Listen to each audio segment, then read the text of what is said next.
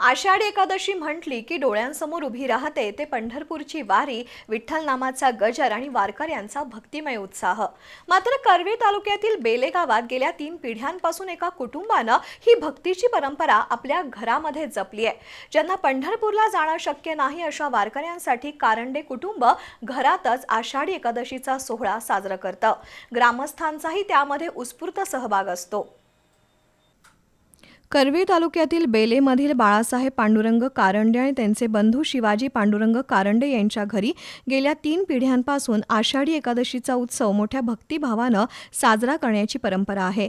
कारंडे कुटुंबातील पूर्वजांनी या परिसरातील अनेक वारकरी भाविकांना पंढरपूरला जाणं शक्य होत नसल्यानं त्यांच्या सोयीसाठी स्वतःच्या घरातच विठ्ठल रुक्मिणीचा उत्सव सुरू केला। त्यावेळी सुरू झालेली ही परंपरा आजही पुढे नेली जाते। कारंडे कुटुंबाच्या घरामध्ये विठ्ठल रुक्मिणीच्या मूर्तीची स्थापना करण्यात आली असून वर्षभर नित्य नेमानं पूजा अर्चा भजन हरिपाठ केला जातो। आषाढी एकादशीच्या दिवशी मात्र या उत्सवाला विशेष धार्मिक स्वरूप प्राप्त होतं। पहाटे काकड आरतीनं कार्यक्रमाची सुरुवात होते। त्यानंतर दिवसभर विविध धार्मिक विधी, हरिनामाचा गजर, अभंग गायन आणि भक्तिमय वातावरण अनुभवायला मिळतं। सायंकाळी भजनाचा कार्यक्रम आयोजित केला जातो। गावातील तसंच परिसरातील भजनी मंडळ आणि वारकरी या कार्यक्रमात सहभागी होत विठ्ठल नामाचा अखंड गजर करतात। दिवसभर भाविकांसाठी महाप्रसादाचं आयोजनही केलं जातं। बेले गावातील ग्रामस्थ आणि परिसरातील भाविक मोठ्या संख्येनं या उत्सवात सहभागी होऊन विठ्ठलाचं दर्शन घेतात।